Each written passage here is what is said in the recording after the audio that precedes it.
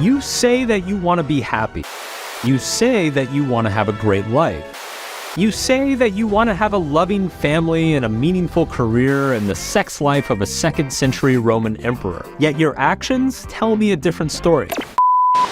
See, words lie, but behaviors always tell the truth. And right now, your behaviors are telling me that you kind of want to be a miserable sack of shit. So here, let me help you with that. Here are 9 steps that anybody can apply to become completely and utterly miserable in their life. And don't worry, you're already doing a couple of them. Step 1, always blame something or someone else for your problems. That's right. From now on, anything that goes wrong, and I mean anything, is someone else's problem. There is nothing you can do. You are the victim. The world is a cruel and unjust place. Boo fucking who. Now, that's the easy part. The hard part is figuring out who we're gonna blame. If you're just getting started with misery, I recommend looking at other miserable people and seeing who they blame for their problems. Popular choices include the government, society at large, big corporations, your parents, that group of evil people that you really don't like. Me? I just blame everything on my dad. You don't get to tell me what to do!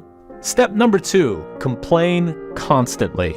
Now that you've found someone to blame for all your problems, you want to spend as much time and energy as possible telling other people that it's their fault. Because after all, what's the point of being miserable if you can't make everybody else around you miserable as well? Complaining is important for a few reasons. The first of which is that it guarantees that no one fun or interesting is ever going to want to spend time with you, thus guaranteeing even more misery. Second, complaining will give you a false sense of moral superiority over the rest of the world. It'll make it look like you're doing something even though you're not actually doing something. It'll make you look like you care about the world even though we all know you really just care about yourself. This is important because if you are going to blame everybody else for your problems, you can't ever catch yourself actually doing something productive. That would mean you're being accountable. And see, step 1, we never want to be accountable. Step 3, avoid anything even remotely uncomfortable or challenging. Everyone knows that growth requires some amount of discomfort. And if we're growing, that means things are getting better in some way. So that means no exercising, no honest and difficult conversations with our loved ones or the people that we care about. It definitely means developing no new skills or hobbies. And it certainly means never changing your mind about any of your beliefs whatsoever. These things are hard. Like, who wants to do hard stuff, right? This step is particularly important because this sets us up for step 4. Wait for someone else to come fix all your problems. Let's be honest here. It's pretty tough to sit around and complain about all the problems in the world without actually doing something yourself. It starts to feel a little bit hopeless after a while. We're miserable, not hopeless. Am I right? Hey, sorry about that. For our misery to be sustainable long term, we have to find a way to cultivate a sense of hope, despite doing absolutely nothing to give ourselves hope. So what do? Well, we project all of our hopes onto another person. That's right, we sit around and we wait for a hero. Now this could be somebody close to you, like a family member. It could be an imaginary girlfriend or boyfriend. It could be a politician, although I really don't recommend that. And I especially don't recommend putting all your hopes and dreams on some douchey internet personality. That's definitely not going to turn out well. Here in my garage, just bought this new Lamborghini here. But you know what I like a lot more than materialistic things? Knowledge. Nobody can fix your problems but you. I mean, even if you find somebody who you can sucker into trying to fix your life's problems for you, it's still not going to work. Regardless, prepare to be very, very disappointed. Which brings me to the next step. Get extremely angry when that person doesn't fix all your life's problems. That's right, people suck, everybody lets you down, and you can't trust anybody. It's only the truly miserable person who will convince themselves that somebody else can magically make them stop being miserable and then become unbelievably angry when that person fails to do so. Welcome to the relationship dynamics of a 14-year-old. But look, remember, it's not your fault. It's their fault. How dare they? When your heroes and fantasies fail you to this extent, it's just more of an opportunity to blame others, shirk responsibility, complain incessantly, and basically run scorched earth across all of your intimate relationships. See, this stuff, it works in kind of like a shit circle. The more miserable you get, the more you look for others to validate you and save you, the more they disappoint you, the more you complain and alienate people, and the worse it gets.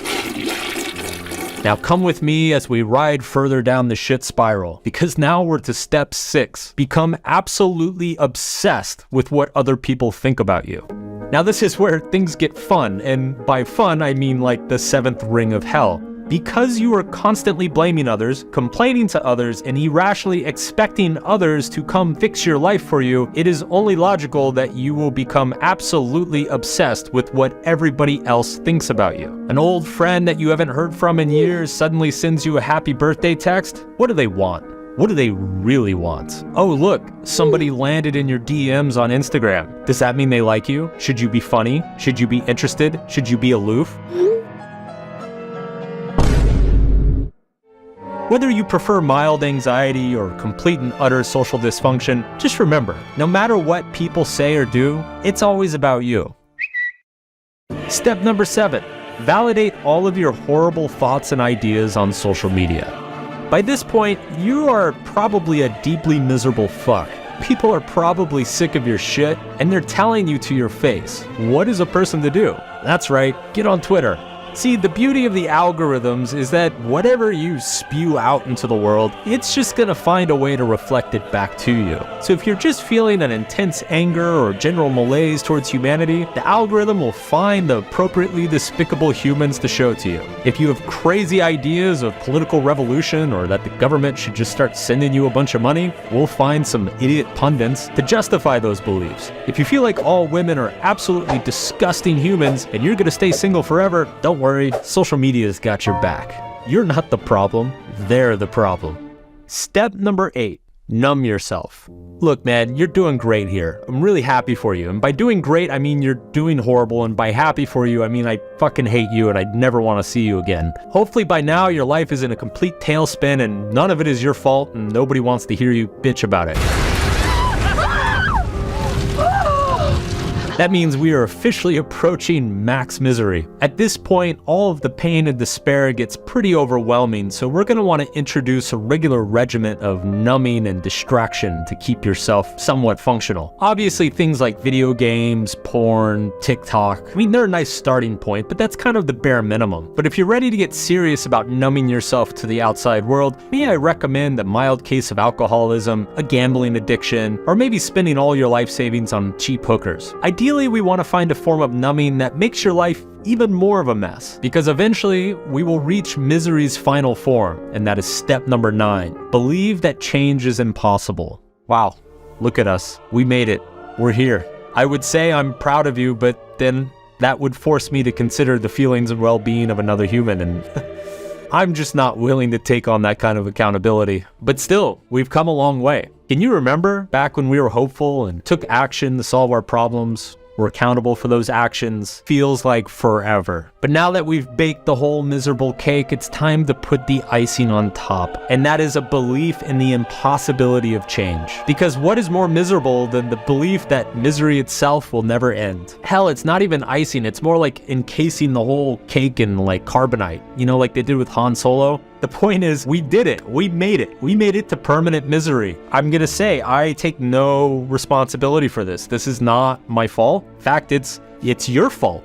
You're the one clicking on this and watching to the end. Like, maybe if you didn't want to be such a miserable piece of shit, I would be free to pursue my own interests. Shame on you for watching this. I need to post this video, get it edited, and then complain about the algorithm. So, fuck you very much.